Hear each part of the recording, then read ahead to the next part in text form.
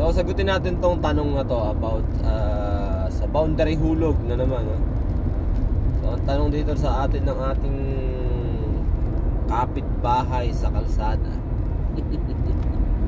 is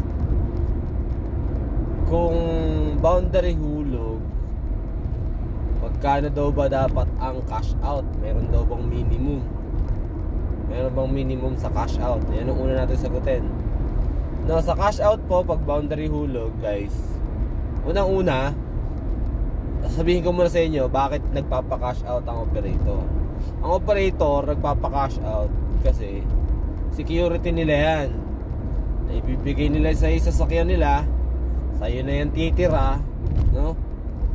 At kung sakaling magloko ka, sakaling mangayaw ka, hindi basta-basta mo yun gagawin dahil nag-cash out ka, di ba? So security yan ng operator na itong tao to, seryoso to na gusto talaga magkatrabaho, gusto magkaroon ng hanap buhay. So magpapa-cash out yung operator kasi yung operator madami din namang ginastos yan. Hindi lang naman yung pagpapasok dyan. Baka nga mamaya palakad pa. Diba? And yun yung reason, no, kung bakit nagpapa-cash out. Pero sa tanong niya kung may minimum, wala pong minimum yan. May mga operator na hindi nagpapa-cash out. Ano yan, may mga datong yan, hindi nagpapa-cash out. Walang cash out, pero mataas yung daily. So walang cash out, walang minimum, guys. Walang minimum. Walang minimum sa cash out. So punta tayo dito sa pangalawa yung tanong.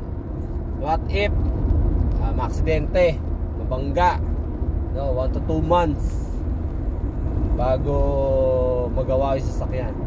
Okay, bigyan ko kayo ng senaryo. If ever na kinuha mo yung unit and then boundary hulog yan, pagka kasi sinabing boundary hulog, ikaw na bahala dyan sa lahat. Ikaw na bahala sa maintenance ha, pagpapagawa, pagpapapintura, pagpapalit ng gulong, lahat, as in lahat, ikaw na ang bahala. But meron din kasing mga operator, boundary hulog, so iba-iba din yung ano nila, iba-iba din ang usapan nila.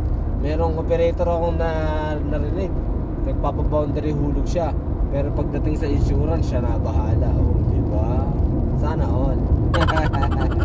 Pero normally, mostly ng operator, pag sinabing boundary hulog, si driver na ang bahala. Kasi kanya na yan eh. Kanya na yung unit na yan. No? Bibigay lang siya. For example, bigyan ko yung example.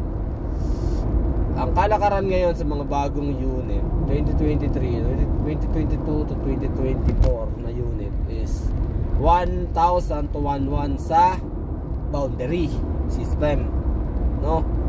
So magdadagdag ka lang ng konti.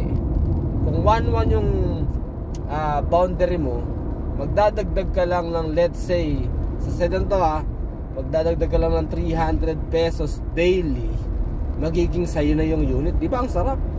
Di katulad ng boundary na pagdadrive ka na ilang taon doon, di magiging sayo yung unit. Kaya gets nyo? So kunyari 1,400 daily, no, yung unit na binigay sa'yo, nagdagdag ka lang ng 300 pesos, magiging sayo na yung unit. So kaso isang bagay na responsibility ng driver, siya na yung magme-maintain nung sasakyan. Siya na bahala sa insurance, siya na bahala sa maintenance, sa pagre-renew ng mga papel, siya na bahala doon. So as a driver and owner na din ng unit, so kailangan magtabi-tabi ka talaga dyan ang maintenance. Magtabi-tabi ka talaga dyan para sa insurance, diba? So kung hindi mo yan kayang gampanan, kung hindi mo yan naiisip na kaya mong gawin yan, huwag ka kukuha ng boundary hulog. No, huwag ka kukuha ng boundary hulog. Okay, sige, punta tayo dun sa tanong niya. What if nabangga? no? Nabangga, nasira, hindi na lang nabangga, nasira na lang at kailangan i-repair, no? Sino may pananagutan dyan? O sino may responsibility dyan? Ikaw nga na driver ang may responsibility dyan. Kunyari biglang nasira, gagawin 5 days, papayaran mo pa rin boundary kasi nga nasira hindi mo na ingatan, no? O kaya nagkaroon na lang ng malfunction yung sasakyan, nagkaroon ng problema, sa'yo na, no? Dinadrive mo na, medyo matagal-tagal na, taon mo na dinadrive, o ilang buwan na, mag-isang taon na. So ikaw pa din ang responsibility. Eto, yung tanong mo sa aksidente, 1 to 2 months, no? Yung 2 months, 1 to 2 months na aksidente, ganito po yan. Pag na-aksidente tayo sa kalsada at nagba-boundary hulog tayo o boundary, ganito po ang kalakaran, tuturuan ko kayo, no? Pag ikaw ang may kasalanan ng aksidente, humanda ka na. Hindi lang isa pa pagawa mo. Dalawa. Yung na-aksidente pa, yung danyos pa nung nabangga mo, no? Ikaw pa din ang responsible. Ikaw pa din ang responsible, no? Pangalawa, no? Kung sakali naman na ikaw ang dihado, tama ba dihado ang tawag mo doon? Ikaw yung nabangga o nadali ng isang tao, na aksidente ka niya, eto yan, kagandahan, no?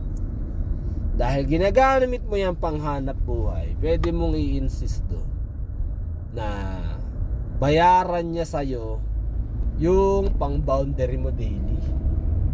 Ligtas na yung iniisip mong pang boundary, no? And pwede mo rin hingin sa kanya, pwede ka din manghingi sa kanya ng dapat ganito kasi yan pwede mong hingin sa kanya yung kinikita mo daily. Paano kung malakas kang driver, kumikita ka ng malaki, durog yung naka-aksidente sa'yo, ubos, pati pantubos. Ganun po yun. Pero kunyari, example, no? Gusto mo na lang ng 1,000 daily kung ilang araw gagawin, kaya hindi po yan pwedeng dalhin sa kasa at gamitan ng insurance. Bakit? Kasi pag ginamitan ng insurance nga, dun nga yan magtatagal. At pag nagtagal yan, matagal siya magbabayad sa'yo. Gets nyo? Example na lang, 10 days, kunyari, kunyari, matagal na 10 days. 10 days siyang magbabayad ng pang boundary sa operator. Bibigay niya yun sa'yo, no? 10 days. At 10 days din siya magbibigay ng kita mo.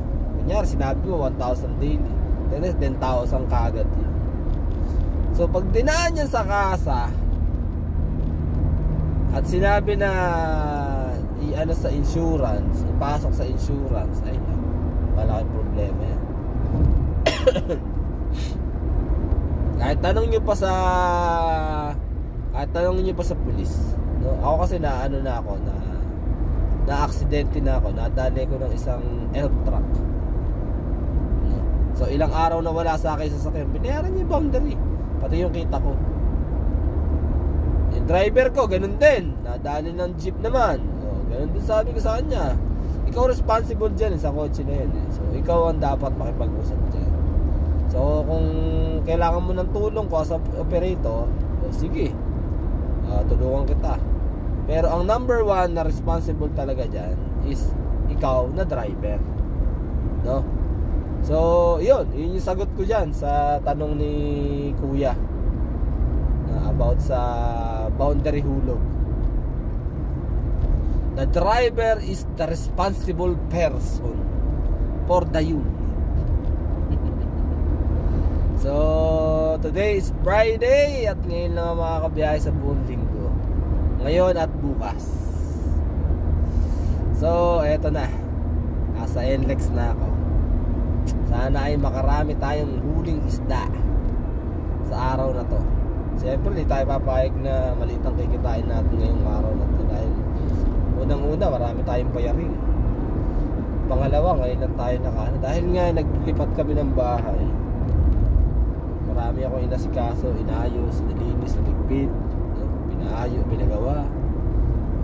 Ayun. So, yun lang guys. Iniisa-isa ko yung mga may tanong, no, sa aking YouTube channel. To comment to sa YouTube channel ko, no. Kung di ka pa nakasubscribe sa aking YouTube channel, don't forget to subscribe and click the bell button para ma-notify ka sa mga susunod na video. And also, napalo na lang sa aking Facebook page, Kuis TV.